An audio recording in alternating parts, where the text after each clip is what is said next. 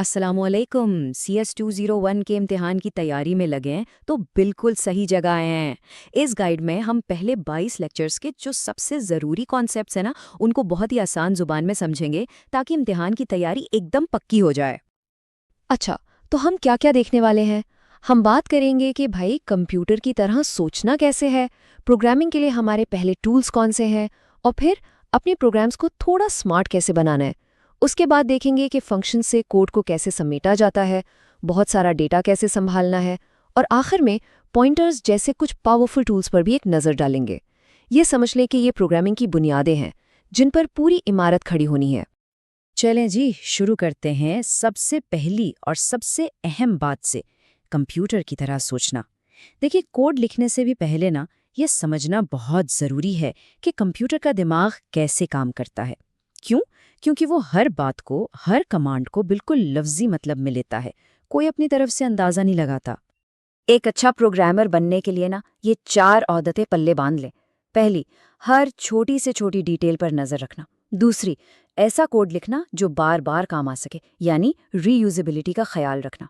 तीसरी और बहुत अहम बात, ये याद रखना कि कंप्यूटर खुद से कुछ नहीं समझता, वो स्टूपिड है। और चौथी, अपने कोड में कमेंट्स ज़रूर लिखना ताकि आप खुद या कोई और बाद में उसे देखे तो समझने में आसानी हो। यकीन करें, ये आदतें बहुत सारी गलतियों और सर दर्द से बचाएंगी। और ये बात तो बहुत ही कमाल की है और बिल्कुल सच है। प्रोग्रामिंग में आपको हर चीज़, हर एक कदम बहुत ही ज़्यादा तफसील से बताना पड़ता है। कंप्यूटर आपका दिमाग नहीं पढ़ सकता, वो तो बस उन हिदायत पर चलेगा जो आपने उसे दी हैं। इम्तिहान में इस बात का खास ख्याल रखना है कि कोई भी डिटेल मिस ना हो। चलें, अब ज़रा थ्योरी से निकलकर अमली टूल्स की तरफ आते हैं। इस सेक्शन में हम ये देखेंगे कि एक सादा सी टेक्स्ट फाइल जिसमें हम कोड लिखते हैं, वो एक चलने वाले प्रोग्राम तक का सफ़र कैसे तय करती है। तो प्रोग्राम बनने के ये 4 बड़े कदम हैं। सबसे पहले एडिटर, जहां हम इंसानों की समझ में आने वाला C++ कोड लिखते हैं। फिर आता है कंपाइलर, जो हमारे कोड को मशीन की ज़बान में बदल देता है, जिसे हम ऑब्जेक्ट कोड कहते हैं। इसके बाद लिंकर का काम आता है। वो इस ऑब्जेक्ट कोड को ज़रूरी लाइब्रेरी फंक्शंस के साथ जोड़ता है। और आखिर में लोडर उस फाइनल तैयार शुदा प्रोग्राम को कंप्यूटर की मेमोरी में लोड करता है ताकि वो चल सके। हर टूल का अपना एक खास और बहुत अहम किरदार है। अच्छा, प्रोग्राम बातचीत कैसे करता है? इसके लिए 2 बुनियादी टूल्स हैं, सी इन और सी आउट। सीधी सी बात है, सी इन यूजर से इनपुट लेने के लिए है, जैसे कीबोर्ड से कुछ टाइप किया गया हो, और सी आउट स्क्रीन पर कुछ दिखाने यानी आउटपुट देने के लिए इस्तेमाल होता है। अब ये एक ऐसी चीज़ है जहाँ बहुत गलतियाँ होती हैं, ख़ास तौर पर हिसाब किताब में। इसे कहते हैं ऑपरेटर प्रेसिडेंस। हमेशा याद रखें कि ज़र्ब और तकसीम का काम जमा और तफरीक से पहले होता है। हाँ, अगर आप ब्रैकेट्स यानी पेरेंथेसिस का इस्तेमाल करें तो फिर जो ब्रैकेट के अंदर है वो सबसे पहले हल होगा। ये एक छोटी सी बात लगती है, लेकिन इससे आपके जवाब में ज़मीन आसमान का फ़र्क आ सकता है। अब वक्त है अपने प्रोग्राम्स को थोड़ा ज़हीन बनाने का। इस सेक्शन में हम देखेंगे कि प्रोग्राम फैसले कैसे करते हैं और एक ही काम को बार बार कैसे दोहराते हैं। इसी को कंट्रोल फ्लो कहते हैं, जिससे पेचीदा काम मुमकिन होते हैं। अच्छा, इफ़ और इफ़ एल्स में क्या फ़र्क है, ये समझना बहुत ज़रूरी है। इफ़ एक तरह से एक ही ऑप्शन देता है, अगर ये शर्त पूरी हुई तो ये काम करो, वरना कुछ मत करो, आगे बढ़ जाओ। लेकिन इफ़ एल्स के पास 2 रास्ते होते हैं।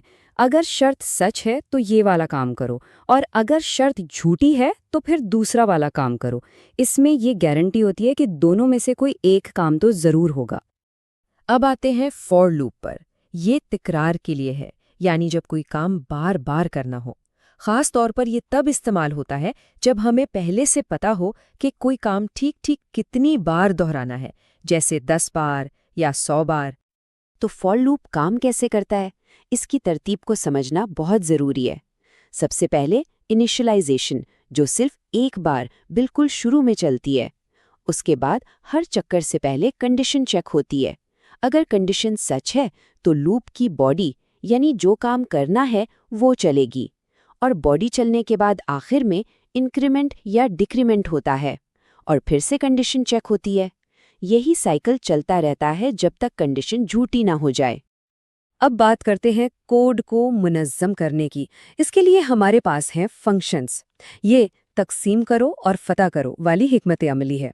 बड़े और पेचीदा मसाइल को छोटे, आसान और बार बार इस्तेमाल होने वाले हिस्सों में तोड़ने का ये एक बहुत ही ज़बरदस्त तरीका है। तो फंक्शन है क्या? आसान लफ्ज़ों में ये कोड का एक छोटा सा पैकेज है जो एक ख़ास काम करता है।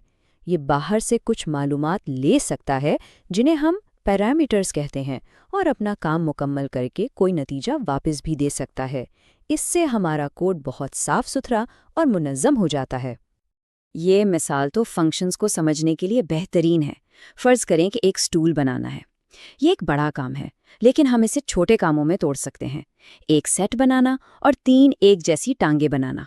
अब ये जो टांग बनाने का काम है ना, ये एक रीयूजेबल फंक्शन है। आपने एक बार बना लिया, अब इसे 3 बार कॉल कर लें। बिल्कुल यही काम फंक्शंस प्रोग्रामिंग में करते हैं। ये एक और बहुत अहम टॉपिक है, ख़ास तौर पर इम्तहान के हवाले से, कॉल बाय वैल्यू और call by reference. Call by value में जब हम फंक्शन को डेटा भेजते हैं तो इसकी सिर्फ एक कॉपी जाती है। इसका मतलब है कि असल डेटा बिल्कुल महफूज रहता है, फंक्शन इसे नहीं बदल सकता। दूसरी तरफ कॉल बाय रेफरेंस में डेटा कॉपी नहीं होता, बल्कि इसका असल मेमोरी एड्रेस चला जाता है। इससे फंक्शन को ये ताकत मिल जाती है कि वो असल डेटा को भी बदल सकता है। अच्छा जी, अब हम डेटा स्ट्रक्चर्स की दुनिया में कदम रख रहे हैं और हमारी शुरुआत हो रही है एरे से। जब हमें एक जैसी बहुत सारी चीज़ों को इकट्ठा रखना हो तो एरेज हमारा सबसे पहला और बुनियादी टूल है। तो अरे है क्या? ये एक ऐसा डेटा स्ट्रक्चर है जो एक ही किस्म की, याद रहे, एक ही किस्म की चीज़ों को मेमोरी में एक साथ तरतीब से रखता है, जैसे सारे इंटीजर्स एक साथ या सारे डबल्स एक साथ। और ये बात हमेशा हमेशा याद रखनी है, अरेज में गिनती 0 से शुरू होती है। इसे कहते हैं ज़ीरो बेस्ड इंडेक्सिंग। तो अगर एक अरे है जिसमें 10 चीज़ें हैं तो उसका पहला एलिमेंट एजेस 0 पर होगा और आखिरी 10वां एलिमेंट एजेस 9 पर होगा। ये बहुत आम गलती है, इससे बचना है। लूप्स और अरेज की तो जैसे गहरी दोस्ती है, खास तौर पर फॉर लूप एक अरे के हर एलिमेंट पर एक एक करके काम करने के लिए बिल्कुल परफेक्ट है। जैसा कि इस कोड में देखा जा सकता है, हम इंडेक्स 0 से शुरू करके आखिरी इंडेक्स तक जा रहे हैं और हर एलिमेंट पर कोई ना कोई काम कर रहे हैं। और अब हम पहुंचे हैं अपने आखिरी सेक्शन पर, पॉइंटर्स। ये C++ का एक बहुत ताकतवर लेकिन थोड़ा एडवांस्ड फीचर है। अभी हम इसका सिर्फ एक मुख्तसर सा तारुफ देखेंगे ताकि आगे चलकर इसे सीखने में आसानी हो। आसान लफ्ज़ों में पॉइंटर भी एक वेरिएबल ही है, लेकिन ये अपने अंदर कोई आम वैल्यू नहीं रखता, बल्कि ये किसी दूसरे वेरिएबल का मेमोरी एड्रेस अपने अंदर स्टोर करता है। यानी ये खुद डेटा रखने की बजाय इस जगह की तरफ इशारा करता है जहां असल डेटा पड़ा हुआ है। ये काम कैसे करता है? देखें, ये जो एंड का निशान है ना, ये किसी भी वेरिएबल का एड्रेस निकाल कर देता है। इस कोड में हमने x का मेमोरी एड्रेस एंड ऑपरेटर से निकाला और उसे एक पॉइंटर ptr में महफूज कर लिया। बस अब ptr के पास x का पता है। तो जनाब, अब एक प्रोग्रामर के जो बुनियादी औजार होते हैं वो हमारे पास आ चुके हैं। इम्तिहान तो एक मंजिल है, लेकिन असल सफ़र तो अब शुरू होगा। सोचने की बात यह है कि इन नए टूल्स के साथ सबसे पहला मसला कौन सा हल किया जाए।